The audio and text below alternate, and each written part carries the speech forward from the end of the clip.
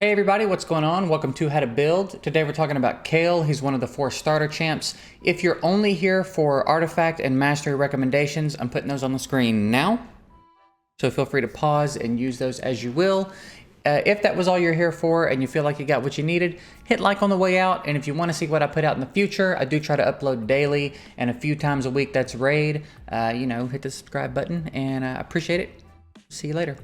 Anybody that wants to stick around, now I'm going to be going into a little bit of an analysis of Kael. We're going to talk about his stats, his skills, where he's useful, why he's useful, things of that nature.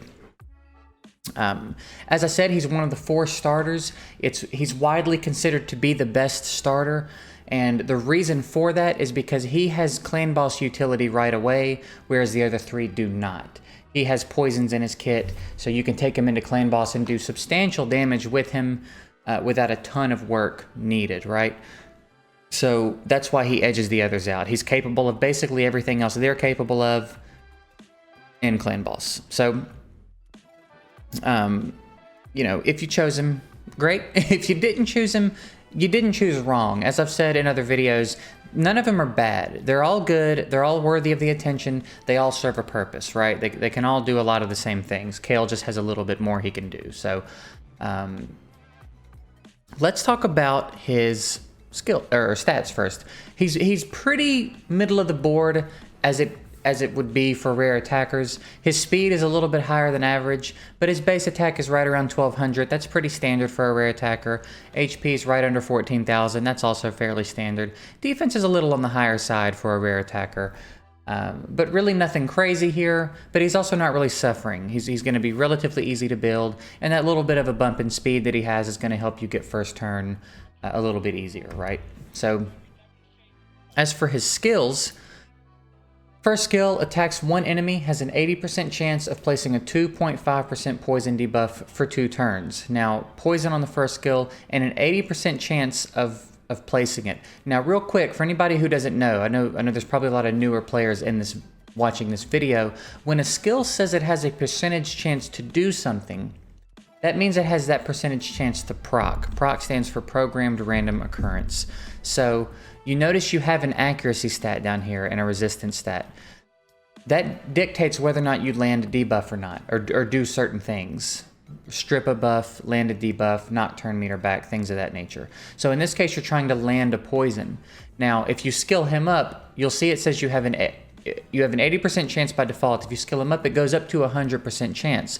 Now, that could say 100% and you could still not land that poison. And the reason is a skill has to proc its harmful effect, and then you have to win the roll. So if it procs, it rolls your accuracy against the enemy's resistance. And it doesn't mean if your accuracy is higher, you win. There's an equation that gets rolled, and there's probability based on the values. So you can still land it with lower accuracy, but the bigger that gap is between the accuracy and resistance is going to strongly dictate whether or not it happens. So if you skill him up and it says 100% chance, and you see him not landing it occasionally, that just means your accuracy's low and you're not winning the roll, right? So don't think it's broken or that there's some sort of bug when you have him at 100% chance to land and he's still not landing. It has to proc, and then you have to win the roll. So that's what that means. But it's a good skill. First turn poison, pretty good in clan boss already, right? Second skill, attacks all enemies, has an extra 15% chance of inflicting a critical hit.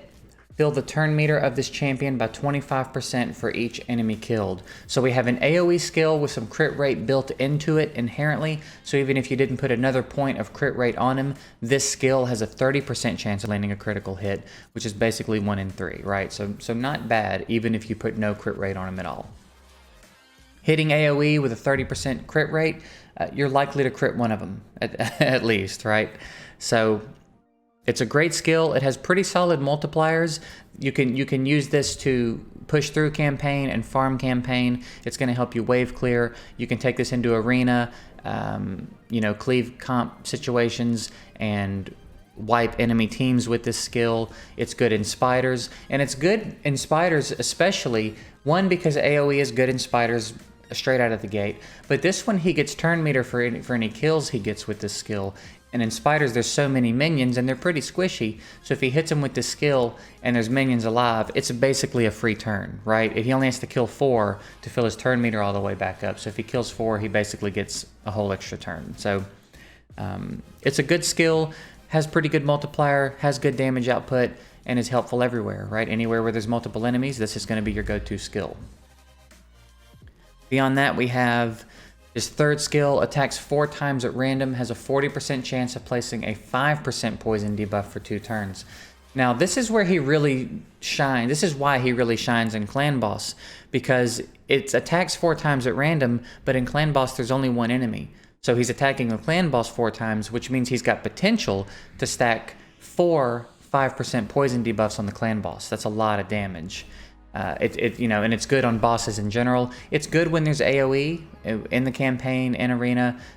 If you've used your second skill and it's on cooldown, this is a great skill. It's a great cleanup skill. It has good damage, and like I said, it really shines in Clan Boss. It's a really, really good skill for Clan Boss, and this is really why.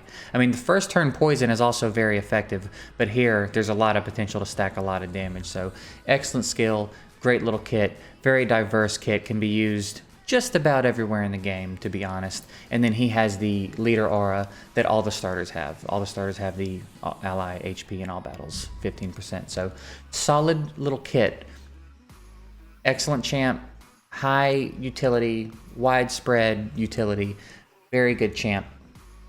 As far as how you're going to want to gear him, if you're a newer player, then you're probably looking for a lot of the 2 sets. The offense, the crit rate, the accuracy, the speed. You're looking for things of that nature. And really early on, for the gloves and the armor, you're going to want to go attack percentage as a main stat, and probably speed as a main stat on the boots.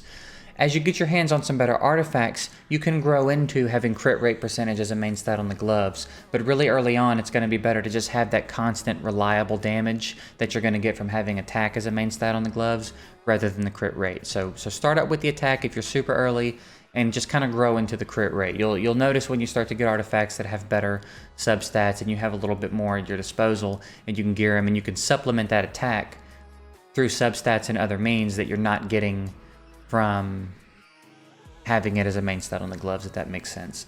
And then and that's it. He's pretty much a standard attack build. The crit rate percentage, attack percentage, speed on the gloves, armor, and boots. And he's just a standard attacker that needs accuracy as well. So you're going to want to get accuracy where you can find it. So whether that's through accuracy sets, after you 6-star him and ascend him, you can put an accuracy banner on him when you find one. Things of that nature, right? So not super hard to build, but a little bit more stat hungry than just a straight up standard attacker.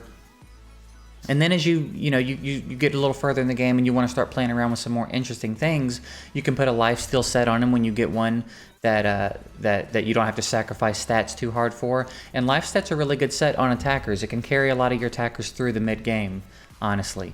So, and it's really good in Clan Boss, but we'll talk a little bit more about how to gear him for Clan Boss, because if you want to use him specifically in Clan Boss, you'll gear him a little differently than you're going to gear him to use him everywhere else. So don't worry too much about Clan Boss optimization if you're earlier in the game.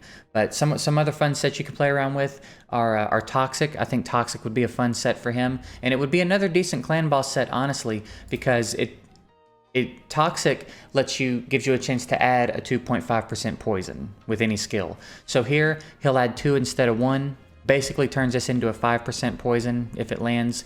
Here, it gives his AoE the possibility of landing 2.5% poisons on everybody. And then here, every single hit, it has a chance to proc. So rather than landing 4 5% poisons, he can land those and 4 2.5% poisons. So that's a ton of poisons, potentially, that you'll stack on the Clan Boss with a Toxic set.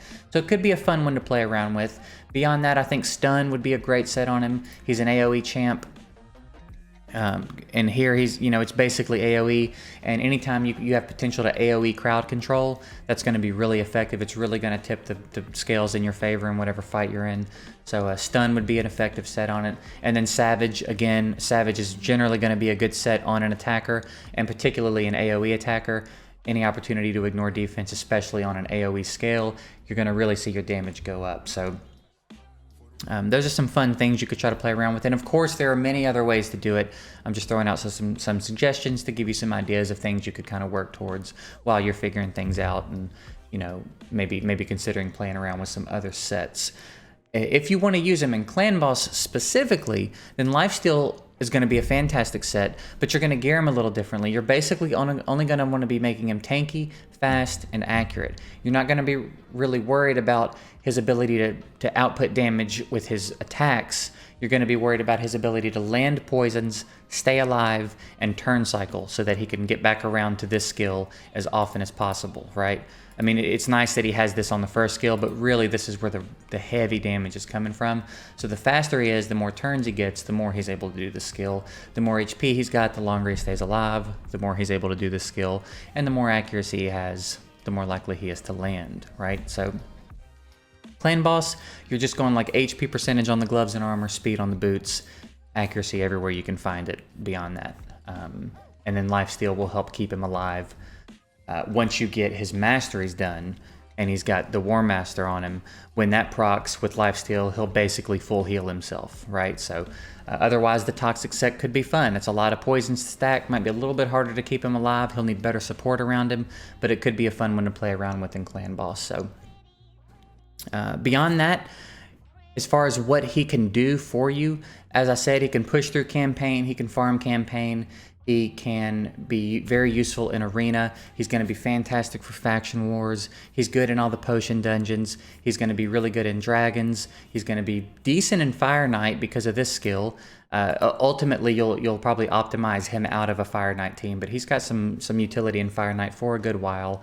He's going to be decent in Ice Golem, but he's going to be scary to have an Ice Golem because of this skill. Heavy AoE hitters in Ice Golem can be dangerous because if they take the Ice Golem's health down and the minions are still alive and he revenges you, you're going to pay for it, right? If the minions are alive when he revenges because his health drops, it's going to hurt a lot worse. He's almost certainly going to land his freeze on everybody. It's going to be bad news. So you really want to kind of be able to single target focus in Ice Golem. So again, you'll probably optimize him out soon, but earlier in the game, in the early stages of Ice Golem, it'll be okay. You know, you can optimize that as you move on, but basically you can take him everywhere.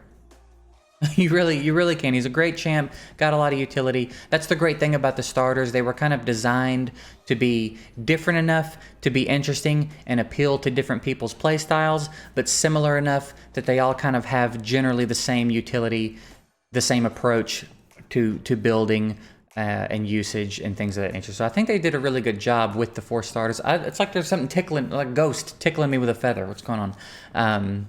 I think they did a really good job of designing the starters the way that they did for those reasons. So that's going to wrap it up for Kael. I believe we've covered everything we need to cover here. So I hope it was helpful. I hope you enjoyed it. And if you did, of course, like, subscribe, notifications, all that fun stuff. And yeah, thank you for watching, and I'll catch you guys in the next one.